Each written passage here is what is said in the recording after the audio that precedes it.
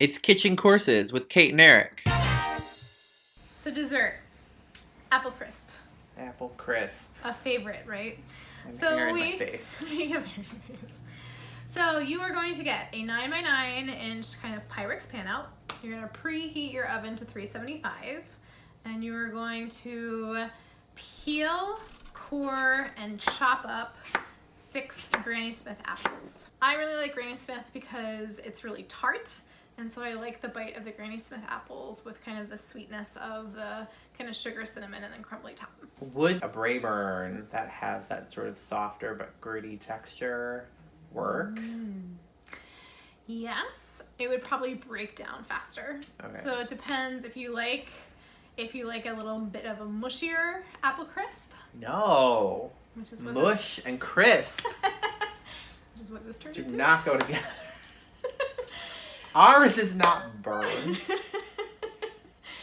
So I prefer Granny Smith, or like if you're looking for the sweeter side, I would like a Gala apple would be like my second choice, or a mixture of both. Add about 2 tablespoons of lemon juice, 1/3 cup of white sugar, and mix that around. 1 tablespoon of cornstarch and 1/4 teaspoon of cinnamon. Sounds delicious. I add each of the ingredients to the apples separately because I really like to ensure that everything gets mixed and incorporated through.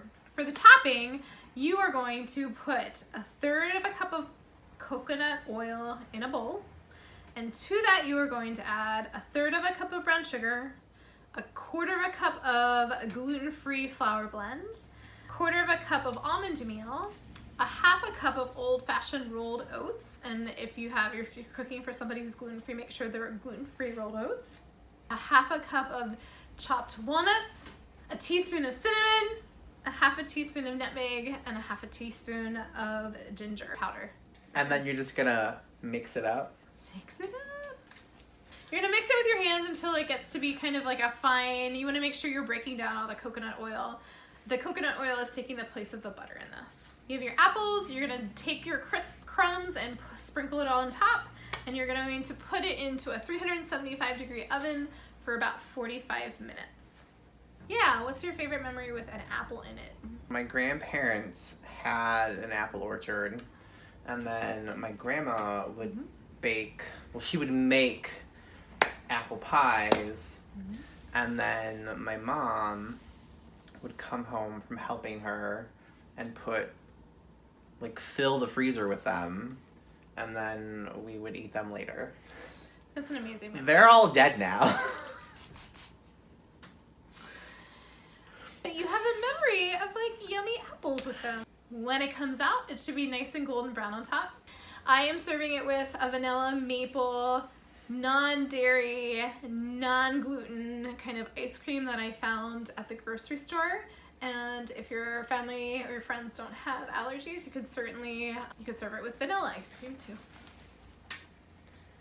What about French vanilla? So French vanilla versus vanilla. French vanilla is the custard one, right? It's the one that has. Oh. Or is French vanilla the regular one? I know French vanilla is more buttery looking. Okay, so French vanilla has egg in it. Regular vanilla does not. Huh. Which do you prefer? Probably regular. Good, that's what I bought you.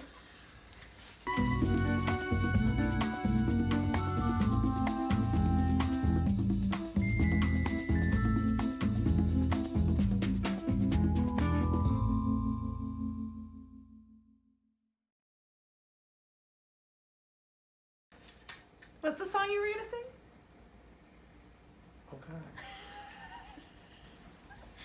Eric had a song for Mix It Up. Yep, so mix it up with your hands. You want it to be I kind know of I made a joke about Coco No-Nos. You did. You did. You want to explain that joke? If you don't know what a Coco No-No is, watch Star Trek The Next Generation and then listen to the Greatest Generation podcast. Shout out to the Greatest Generation podcast. Eric's obsessed.